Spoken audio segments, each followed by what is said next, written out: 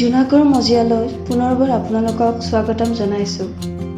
আজি আমি আপোনালোকলৈ আগবঢ়াম ঘৰতে বনোৱা চকলেট কেক। আহকচোন আজি আমাৰ এই ভিডিঅ'টো আৰম্ভ কৰোঁ।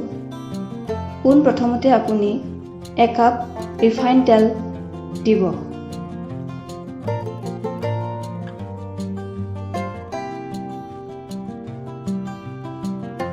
তাৰ পিছত আপুনি চেনিখিনি আগতে মিক্সিত গ্ৰাইণ্ড কৰি ল'বও পাৰে বা নল'বও পাৰে। আপুনি চেনি 2 কাপ এই ৰিফাইন তেলৰ ওপৰত দিব।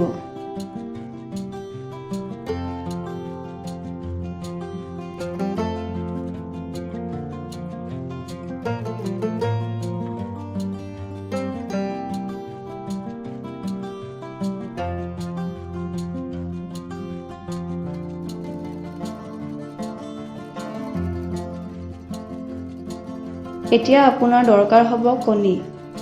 আপুনি 4টা কণী এটা কেকৰ বাবে দিব পাৰে বা কণী নোহোৱাকৈও এই চকলেট কেকটো আপুনি বনাব পাৰে। যদি আপুনি এগলেছ কেক খাই ভাল পায় তেনেহ'লে আপুনি কণী নিদিয়াকৈ থাকিব পাৰে।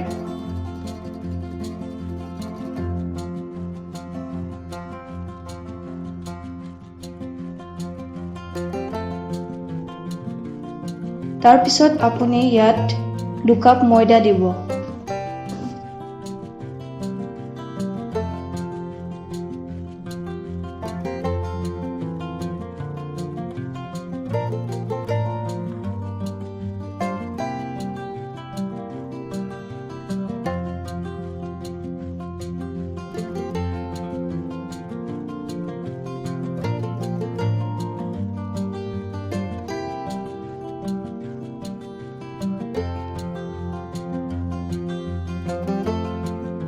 এতিয়া আপুনি 2 চামুচ ইয়াত বেকিং পাউডাৰ দিব লাগিব, যিহেতু আমাৰ কেকটো ফুলিব লাগিব আৰু বেকিং পাউডাৰ নিদিলে আমাৰ কেকটো ফুলি নুঠিব। ইয়াৰ পিছত আমি যিহেতু আজি চকলেট কেক বনাম তেনেহ'লে আপুনি চকো পাউডাৰ ইয়াত 2 চামুচ দি দিব। এতিয়া এই গোটেই মিশ্ৰণখিনি মিক্সিত গ্ৰাইণ্ড কৰি ল'ব।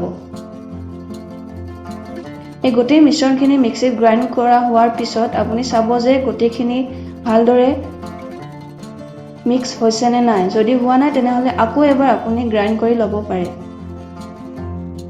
আমি যিহেতু আমাৰ কেকটো প্ৰেছাৰ কুকাৰত বনাম, সেইবাবে আপুনি প্ৰথমতে কুকাৰৰ তলত এখন কাগজ দি দিব আৰু মনত ৰাখিব যে এই কাগজখন আপুনি অইলিং কৰিব লাগিব। যদিহে আপুনি অইলিং নকৰে তেনেহ'লে আপোনাৰ কেকটো তলত লাগি যাব বা কেকটোত ক'লা পৰিবও পাৰে।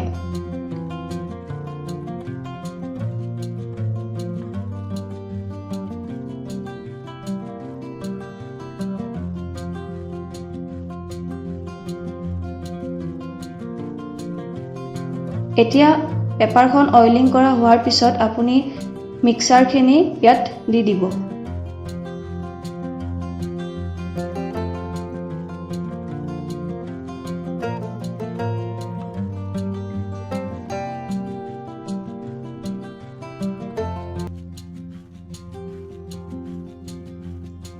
এই মিক্সাৰখিনি গোটেইখিনি দিয়া হোৱাৰ পিছত আপুনি ইয়াত ড্ৰাই ফ্ৰুটছ দিব পাৰে। মই ইয়াত কাজু ব্যৱহাৰ কৰিছোঁ। আপুনি কাজুখিনি সৰু সৰুকৈ কাটি ল'ব আৰু ওপৰত দি দিব।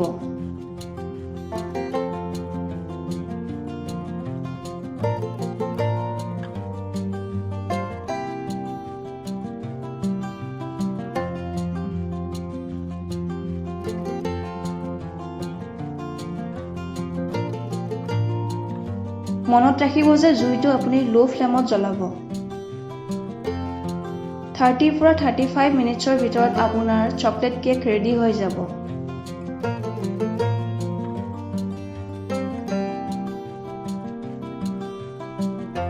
এয়া চাওক, আমাৰ চকলেট কেক ৰেডি হৈ গ'ল।